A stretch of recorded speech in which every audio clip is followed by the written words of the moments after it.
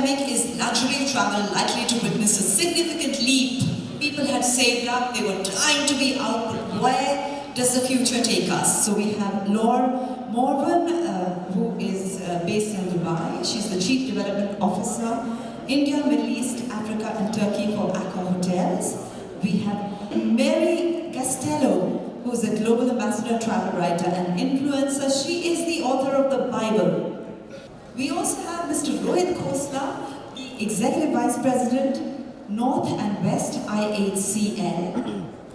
We have Salil Deshpande, the Head of Editorial Content, Condé, Nast, Traveller India, and Nayar, the Executive Vice President, Strategic Development, Oberoi Hotels and Resorts.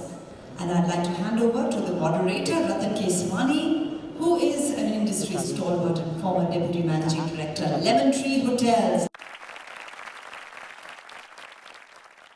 So are we queued on? Can you hear us? We're a little lost behind the curtain. Good afternoon, everybody. A little challenge that happens when you're on a session that has been preceded by some interesting and very senior stalwarts is some of the questions you want to ask, they've already covered. So pardon us if some parts get repetitive. We are here to address luxury hospitality. We are here to address what happened. And we are here to address how sustainable is it for the future. And does it have some learnings that come to the table? As we go along, may I welcome Mary Gostelow. Mary, can you hear us? Hello? Hi Mary, can you hear us? Yes, I can. I'm just coming. Hi everybody. I'm just sitting back, getting back into, my hotel room. I'm actually in an Accor hotel, I hope. I'm wearing my gold hat intentionally because this is what I wear when I am doing my TikTok to youngsters around the world who might be or should be interested in hotels. I'm thrilled to be with you. So guys, can you all hear Mary clearly? Because that was our concern. Is she audible? Great. So, you've already been introduced to panel, but let me just reintroduce Mary. A lot of us have grown up over the years, and I don't mean that in terms of seniority, grey hair, or age, following Mary. Her pieces of writing used to come to us by courier back in the day, or by post, and there was a little typewritten script which used to be side-to-side paper. We used to all read it with great excitement and trepidation at the same time. Excitement because she could cover and nitpick and give you details on luxury as only Mary can. Nobody in the world can do it as well as she can. And if for some reason you knew that your hotel or your company was going to be mentioned, then you looked for the little pieces she thought had gone not so well, as she would say. Am I right, Mary? Brilliant critic. If there's anybody in the world that understands luxury, it's Mary. So please join me in welcoming Mary to us from Istanbul. Welcome again, Mary. Thank you very much, everybody. I'm thrilled to be with you. So we'll start off with Mary to give her an overview and followed by Salil from Condé, Nast. So Mary, what's worked, what hasn't in luxury? Luxury seems to bounce back regardless of Lehman crisis, regardless of wars, now seems to bounce back regardless of pandemic and a war and recession. Is it a world that is price insensitive? Because it seems to bounce back quicker. Actually, I feel very strongly.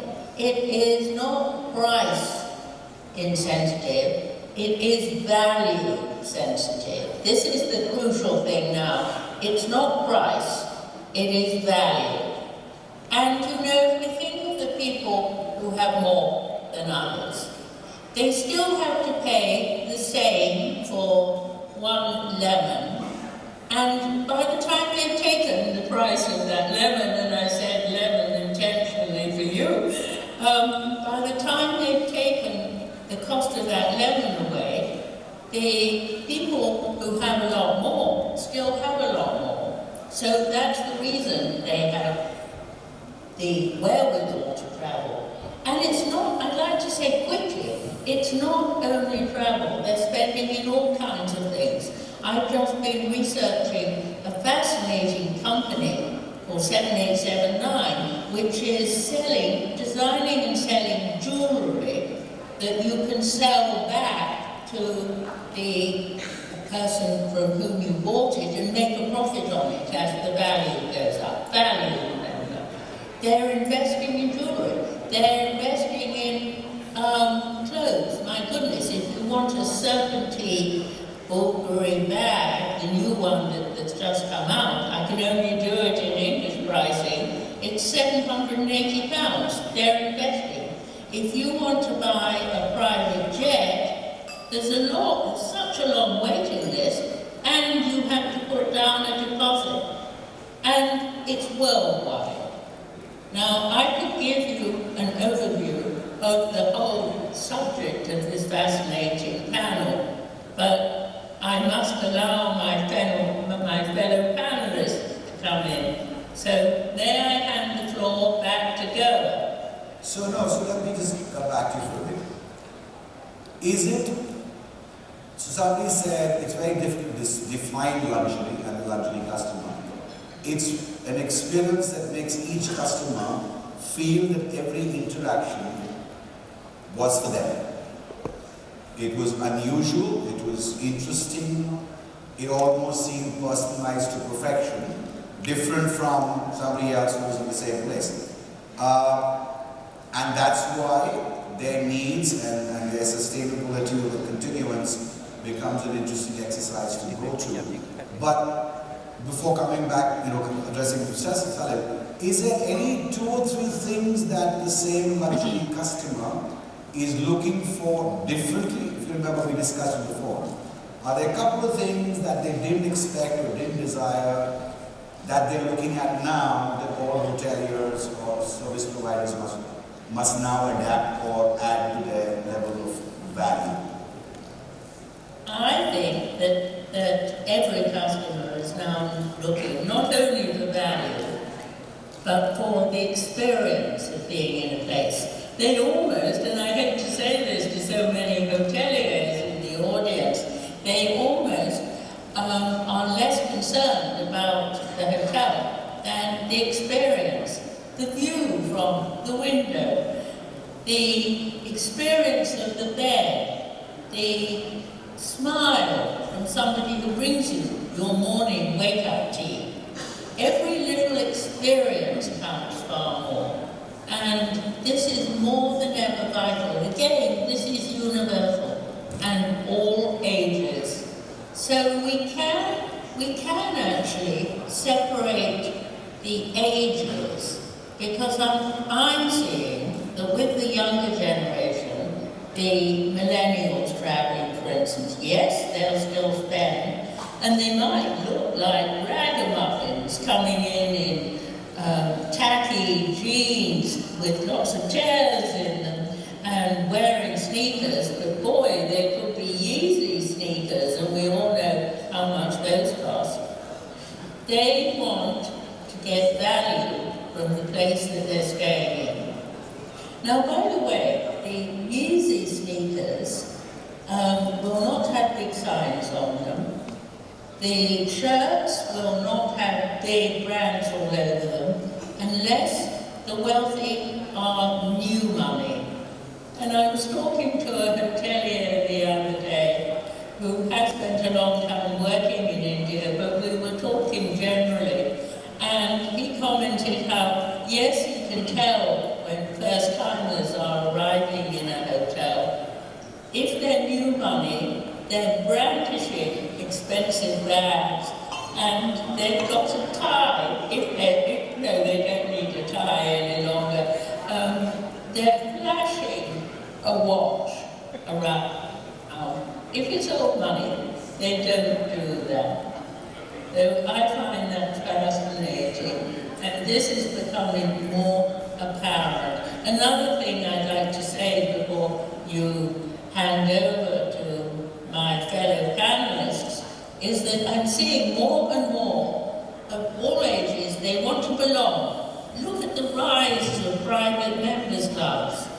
You have superb clubs in India. I've had the privilege of being to several, and they are on the rise around the world. And if you can't belong to a club, and by the way, nearly every top hotel opening today has its own private members club. If the people can't belong to a club, they feel they belong to a network.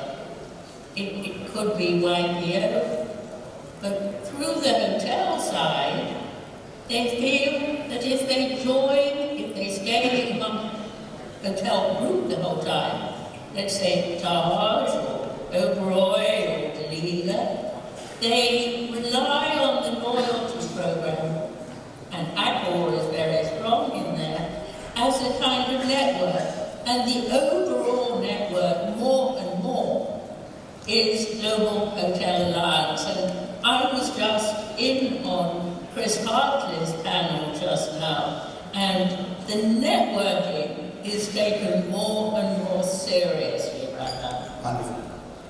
Salil, we spoke a little about communities and new groups and what they're looking for. And because you hear the echo from the customer, particularly you digitally, are you hearing something different in terms of new communities, new requirements? What stokes the same age group that Mary mentioned? This was not the classic age group for luxury earlier. What is the customer space telling you? Yeah, I think Mary's hit the nail on the head really, and she's summed it up perfectly. That one is that luxury is no longer, or is not only defined by price point. It is defined by value. It's just that in the Indian context, what we're seeing now over the last 4 to 5 years, and increasingly over the last 2 years, is that the definition of this value itself is changing and evolving. Because of a host of factors, but I think largely we're seeing that people are seeking value not just in terms of what they're getting transactionally, but what they're getting in terms of the experience. What they're getting as an experience for the time that they're investing, not just for the money that they're investing. And also, slightly transactionally, I think Indians are all, at least maybe travelers around the world, but also particularly in India, we're measuring value also in terms of, I know what this sounds like, but also in terms of likes and shares on Instagram. And I think a lot of people in this room will see, and that's a big part of the marketing tool. But a holiday that looks great on Instagram, an experience that looks great on Instagram is likely to be in greater circulation, at least over a short period of time than ever. We've seen the power of India, we've seen what MasterChef did to Australia, we've seen what Zindagi Na Milegi did to Spain, Dilchata did to Goa. But now, increasingly, we are in a situation where everyone's a publisher and everything is content. And when everything is content, the experience, especially if it's visual, becomes increasingly important. So that's one. We're seeking value not just in terms of the experience, but we're also seeking it in terms of validation. And validation from peers, community, and from people, even people we don't know.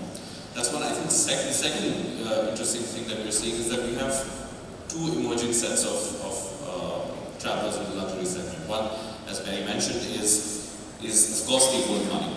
But also we're seeing, at least in India, we're seeing that the tier 2 and tier 3 is now giving us a new set of travelers who are being initiated into the world of luxury. These are travelers who are very well educated. They may not be coming from old money, but they know how to appreciate luxury, even if they're not familiar with it.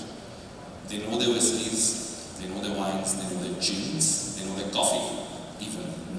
And brands and hotels that respect this and understand this seem to get better traction and resonance with this particular crowd.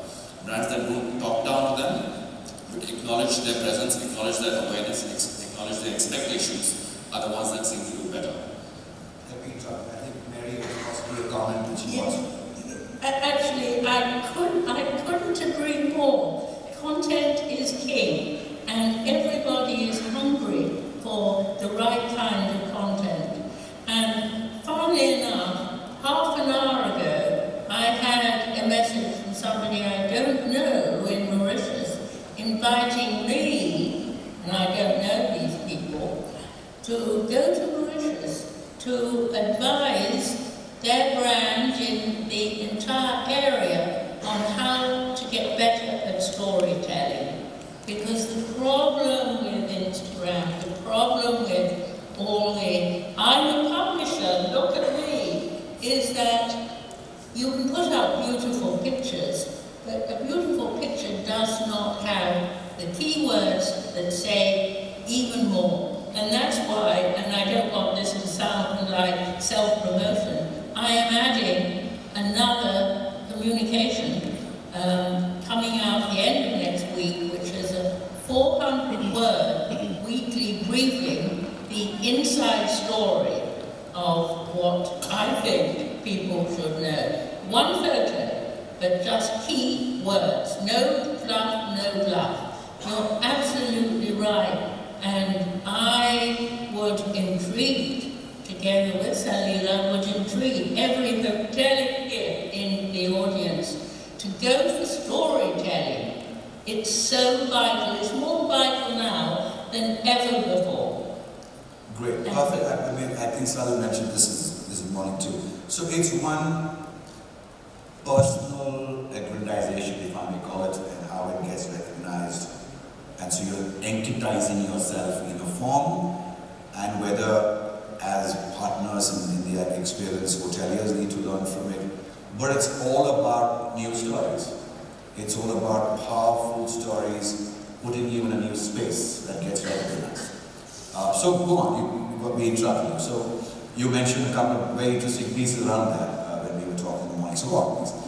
Yeah, I mean, so you have the tier 2 and you have the tier 3 in a sense, which is being initiated into luxury. But again, even that segment of luxury travelers is no longer overawed by what classic luxury used to be. I think this breed of Indian travelers perhaps function of this new emerging India, or the fact that we are now more global as citizens than ever. I think they're more confident about their place in the world. They are more confident walking into some of these hotels and storied properties around the world. They know that they can afford, and they know that they can dispense with some of these things if they want to, so that they no longer feel obligated to, they no longer feel overawed by this luxury. And I think in that sense what that's doing is that it's allowing them in their own heads the luxury to dispense with some of these tokens of luxury in favor of experiences which feel genuinely authentic. So as hoteliers, perhaps some of us are competing not with another hotel or another brand, but perhaps with a cruise in Antarctica or a 10-day, very bare bones homestay. But that the one that allows in Himis, in Ladakh, which allows you the luxury of spotting the snow leopard, which is a once in a lifetime experience. So the competition for that time and that attention and that money, of course, is coming not only from other hotels, but it's coming from experiences. The world's opening up, we're coming up with so many exciting experiences, of course. And the storytelling is getting out there much more aggressively, which is, I think, the competition, which means that the competition for that time, money, attention, and that guest is coming not just from hospitality, but from cultural experiences around the world. And something Salil mentioned, which some of us have been grappling with the thought earlier, is that a rising number of the potential or existing luxury customer seems actually to be in a group that we would not know, all of us old-timers, would think are luxury customers in the age norm. So that's a 27, 35, 36-year-old that you mentioned. And therefore, their requirement, their customization, their experiences are very different from a different age group. And hotels need to adapt the story for them and the story for the erstwhile customer. And how do you manage that? I mean, I was reading somewhere that the best need for this kind of customer is to have very powerful Wi-Fi connectivity in a secluded area of the hotel beach. Now try working that out. And if you don't have it, that's a customer lost. And that's the new notion of luxury or the experience. We'll come back to your other story about Bombay in a while. So, sorry, go on, finish. Little point about, just to add on to Mary's point about the millennials. what also seems to be happening is that this cohort of luxury travelers is already born slightly higher up into Maslow's pyramid. So their needs are slightly different. They are well traveled already while they're in their early 20s. They have higher disposable incomes. And as a function of all of this, and also of the fact that we are now very well connected and well networked across the world, they care very deeply not just about the brand story, but about their own story. And they are very deeply invested in what the brand's values and philosophies are, especially when it comes to things like diversity, inclusion, environment friendliness or sustainability, and they want to express, when they spend their money and their time, they see that as an expression of themselves and their own values. They're more likely to care about brands and more likely to endorse brands visibly that care about these values than others. They know, for example, in lifestyle, we're seeing a strong pushback against fast fashion, right? And some of these brands which till 10 years ago were very, very hot are now facing the heat because of the implications on the environment. So, and it's coming from this generation of travelers who are now looking at themselves and see their holidays and their vacations and their choices of accommodation as expressions of their own identity. Laure, you, as a company, acquired a few luxury brands in recent 5, 7, 8 years, right? There's a change of behavior. So what's the storyline for the luxury brands for new owners that you're pitching to? 1. 2, is there something you've changed in the definition of design of the newer hotels, and what kind of hotels? So what's changed in design spaces or the conviction to present one brand from another to the owner who wants to work with you in the space of luxury, and why? So we've seen much more demand for experiential stays actually. So it's all. Can you hear her? You may need to speak. Okay. Is it okay now? Okay. So we see a rising demand indeed for experiential stays. So that's why as well we've been complementing our brand portfolio with, for instance, partnership with Banyan Tree Group, for instance. Now we just opened the Banyan Tree in Angola, for instance, in Saudi, which is in the middle of a desert, with rock formations, and the spa is again between the rock formations with a rock pool. It's a tented resort, so it's all about the views in the morning and not so much maybe the decoration inside the room, actually, almost. We've been as well emphasizing our offering for boutique brands, for collection brands. So because we can see that customers are really looking for storied hotels, they are looking for unique experiences. When they come to a hotel, they want to experience a destination, but they are looking for something new as well. So for instance, it can be something about a specific designer, it can be a heritage hotel. They really want something unique. So that's why we've been working. We've been working at expanding our brand portfolio on the luxury segment, and we just launched the Emblems collection, for instance.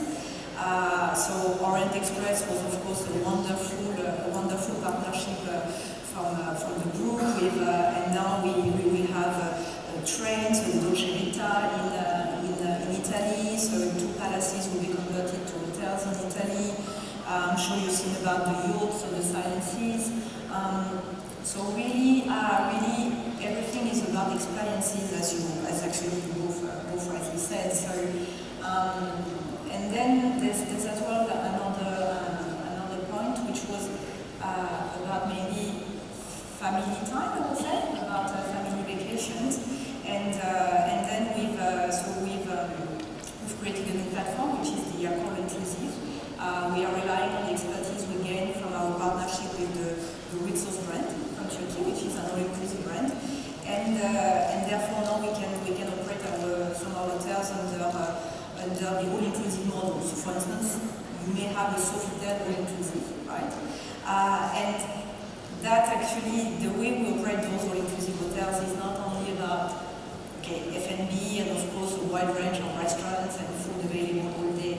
It's as well about the entertainment concept as well, and about the programming of the activities, about the sports activities, about the educational activities, because guests want to come and spend quality time as a family.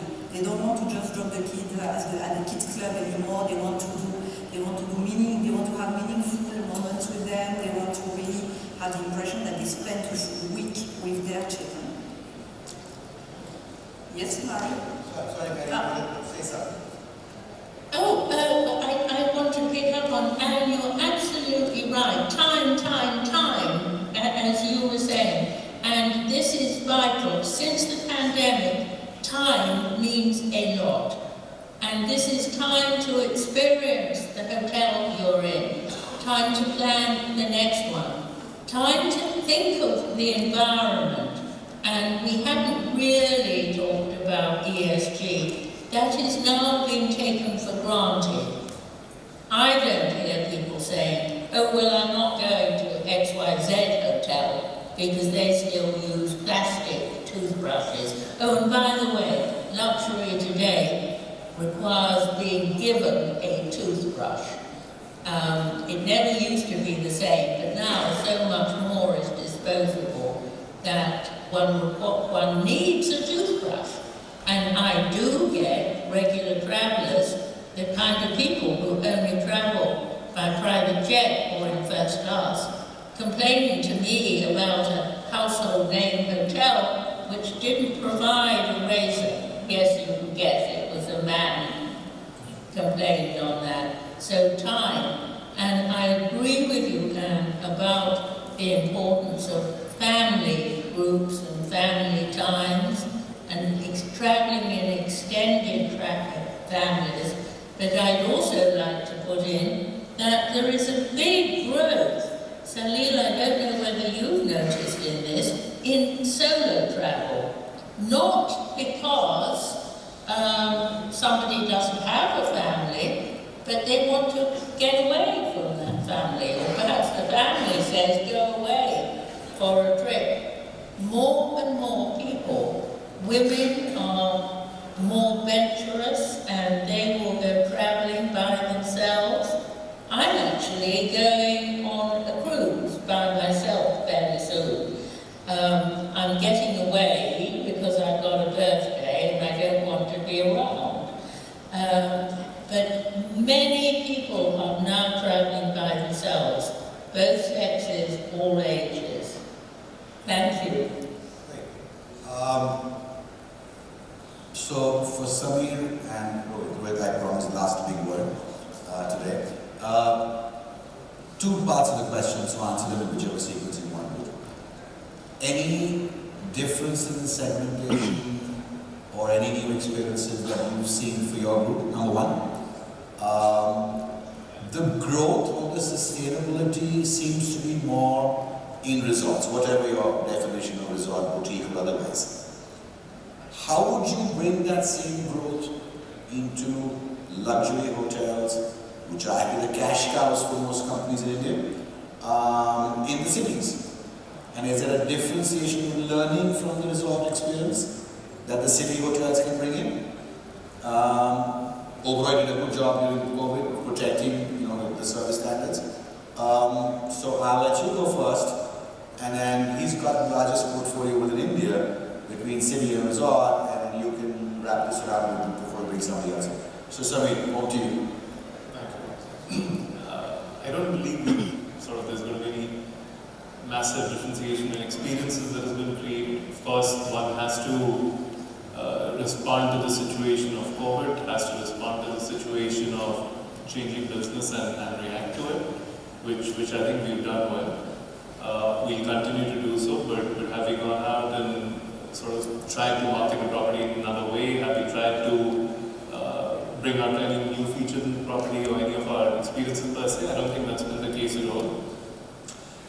What has led to, and I think you touched upon this earlier about increase in rates and whether that will be sustainable and whether that will continue. I think there is an element of a reversibility in price.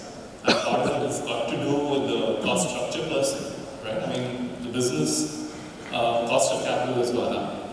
the shareholder return expectations gone up. Anyone setting up a new property has to factor in new land prices, which is significantly higher than where they were 3 years ago. So fundamentally, I do think there is an element of irreversibility driven by the cost. The sector per se has been hugely underinvested in India, as we all know. Institutional money's shied away from hotels for a very long time. And I think that has created a supply gap. It will take a few years for new hotels to come up, or even the existing ones to be recalibrated to a sensible proposition. So I do feel there are these good years ahead for the sector. The second point you were asking about, city to hotel, and leisure to city, and vice versa, the learnings and how it can improve. Of course, the trend started in leisure. People were locked up, people had to be home, they had no avenue to go, and hence they spent, and they came out, and in a way, a new channel of the domestic traveler opened up for our market, for our brands. But equally in city hotels today, I mean, it's true for everyone in this room here, which is the rates and the occupancy that we see through some of our properties are phenomenally high, and it's good. And the reason they are high is because there has been that pent-up demand, the business need has gone up. Again, same elements of economics apply to all businesses. If pharma is doing well, they are able to organize more conferences, put more feet on the ground. If autos are doing well, their cars are selling well, they would put more feet on the ground and let people travel. So I think, yes, we've taken some of those learnings from leisure properties and said, how do we keep the best environment and can we take it to the city? Yeah, that's true. But I think it's just some of it is pure economics to manage. And you think hospitality will be able to now deal with it in the right economics, because we haven't. We've been pressured by the market and the corporate accounts to do what the corporate accounts want to. Correct. But it was never sustainable. But I think the understanding is there. So which means it will be possible to make this irreversible. Hopefully. It is. I do feel the trend is definitely non-sustaining. I mean, if you have the ambition to get to a $5 trillion economy, as much as you need new aircrafts and new airports and new roads, you equally need hotel rooms.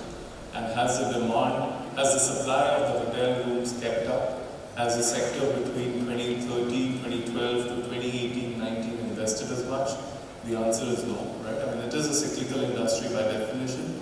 Also on the capex side. It's not that people have been investing all along. There were booms and busts throughout. Hotels, typically not a favorite asset class for most institutional money because of the payback time.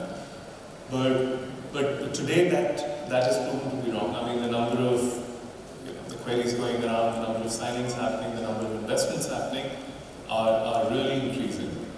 And at some point, yes, the cost of capital will become difficult, the cost of the land prices will become difficult for people. But until then, I think the good days are ahead. I strongly believe so. On to you. You've got the largest portfolio in city, the largest portfolio in leisure, also reasonably well represented internationally. Same question to you, but critically again, is there something different we need to do in the city, being the second part? So in fact, I just want to go back and go to the beginning. And we were talking about luxury. More importantly, I'd say luxury business and put it in the center. Put my stakeholders around. So we have spoken on the panel about what the guests want, the customers want, whether it's space, time, or immersive experiences, or what I call creating memories. That's become pretty important after the pandemic. And then we moved on to the shareholder, the stakeholder, return that the business has. So if you look at the return that the business has, the luxury business has obviously, people talk about the new age business being the mid-scale and the upper upscale, but the luxury is the one that has been giving the highest return to date. And the little thing that would differ with you is that maybe on an operational model, it does not earn that kind of return that you would expect in a long gestation period. But if you look at a valuation perspective, it's a totally different game. And people who are in the valuation business will look at luxury investments differently. It's not about running the business on a day-to-day business, but what's it going to convert to 5 years, 10 years down the line. It's a long term. So that's from the shareholder, the stakeholder perspective. But I think the important stakeholder we are not talking about over here is the employee. Right? If we're talking about providing immersive experiences, like you were mentioning, that only happens, one, with the product, but second, with the people.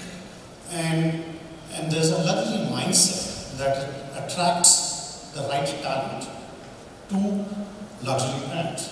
So for me, it's extremely important while you invest in the right location, the right product, the right time, space, whatever you may say from a business perspective, but having the right people to run that business, and specifically the luxury business, is very important. And I think that's definitely a challenge that we see going forward. The other stakeholder that I think that we are kind of a little bit missing out on, and when we talk about ESG, is the community.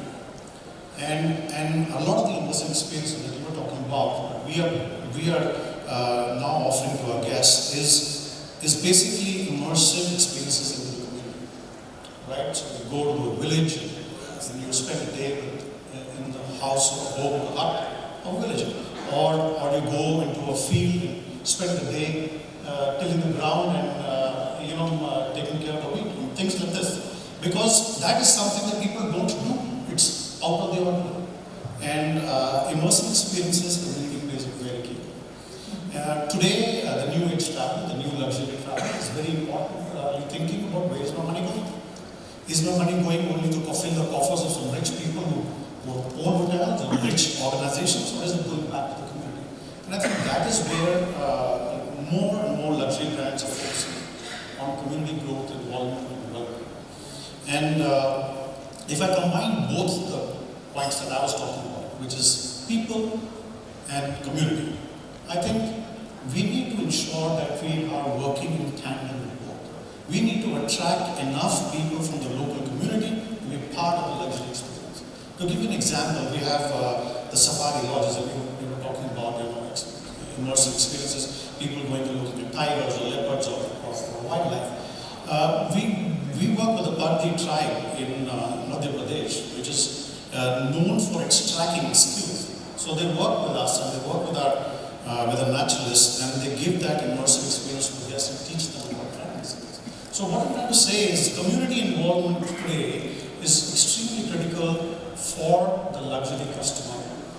And from the employee perspective, the kind of brand you're associated with, the kind of business that you're associated with means a lot. It's not necessarily only about the salary that you take home or the growth that you get in your career. It's also about the brand that you're associated with. Sure. So I think from that perspective, luxury is all-inclusive and makes sense for all stakeholders. Moving on to the question that you asked about leisure and on city hotels.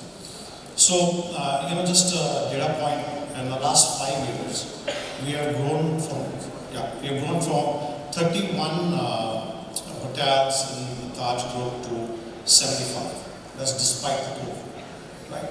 So why did we do that? There were a lot of hotels that we signed up and opened with Taj Hotels in the leisure segment, and also in the city.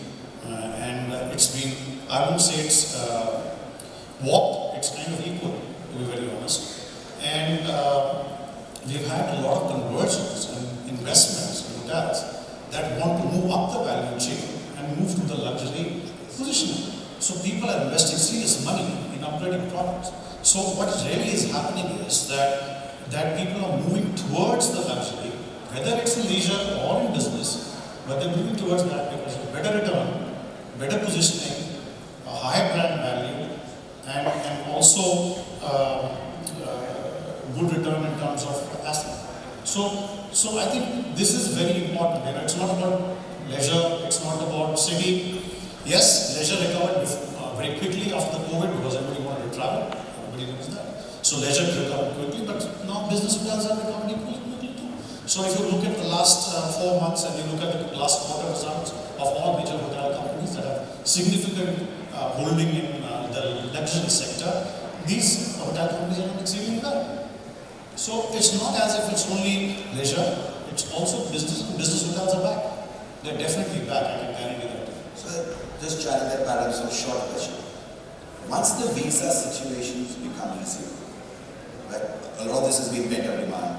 It's been tier 2, tier 3, but everybody's also been limited by only being able to travel within because of visa situations, people who are taking visas over. That visa situation is easing off. So would you think that that would drop the traveler numbers, or there is enough to push further, every 6 months, and that this is sustainable? Well, our economy and our growing demographic is going to definitely take care of the domestic demand. So even if people are traveling outside, I think all of us are aware it's not very easy to get airline flight tickets, and you may get the visa if you wait for 3 years to get a visa to the US, but you may not be able to afford the flight to the US because it become 3 times the cost. So, people will go overseas, and domestic travel with the size that we have will continue to increase and continue to fill the coffers. I think we are forgetting a very important thing. We're talking about internal and what is going outside. But what about people coming from outside inside? So inbound direct travel and tourism is already picked up. So today in terms of the MICE business, we are seeing a lot more international conferences. I mean, G20 is a government-based thing, but look at the number of travelers that is bringing into our country. If you talk about World Hockey that we just did recently, look at the number of people who are traveling. So it's not that we will fear the domestic business going overseas because visa is open or flights are available.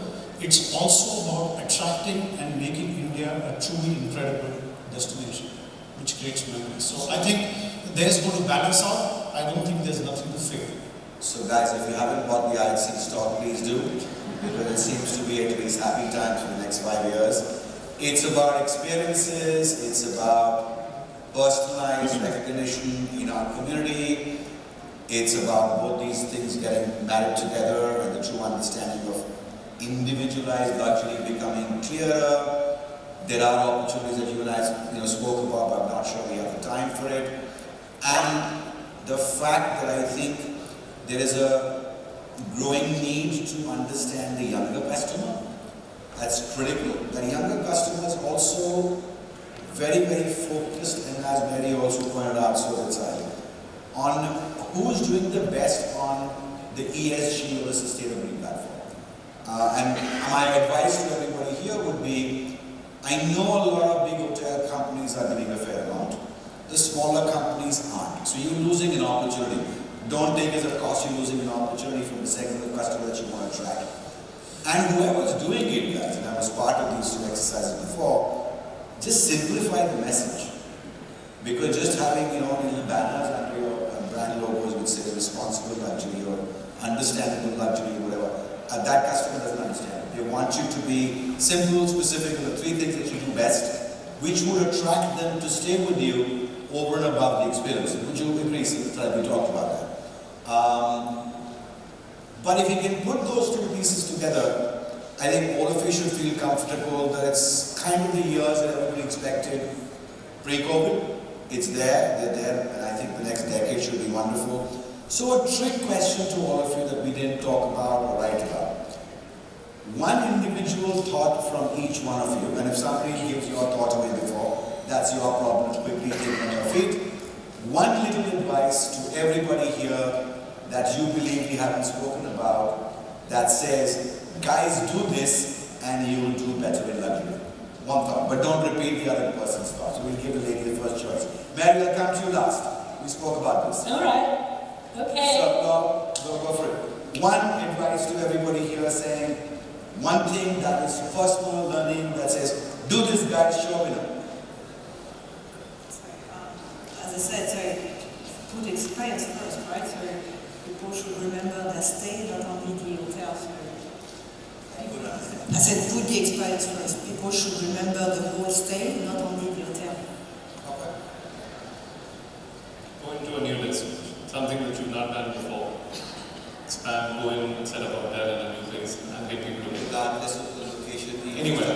Harder to get to where just put it up. Invest in storytelling.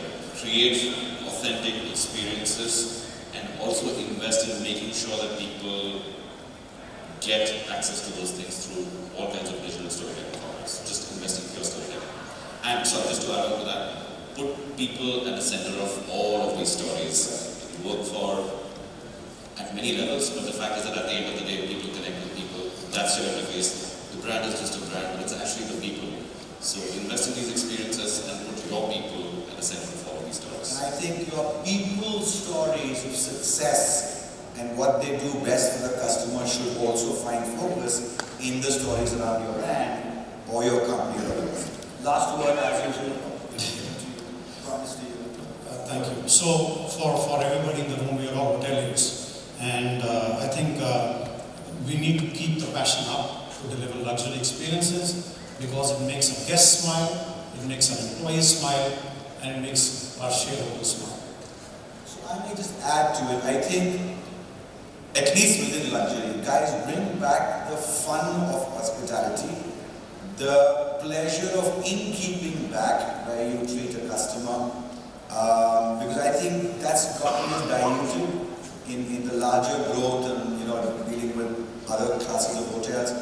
But luxury, I think, is so personal. Make it something that you enjoy creating individually for people. If you can do that, they'll be memorable and it will be surefire success. Ladies and gentlemen, and Mary, thank you very much for joining us. Can I put my... Of course. Right. Yes, please give real reading material. Invest in a book, a single book that is just right for the guest who is coming. The best experience I ever had was at the Leela Palace. When I arrived, there was a brand new book that was ideal for me with a little note to take it home. That was luxury. Thank you for letting me. Ladies and gentlemen, please put your hands together.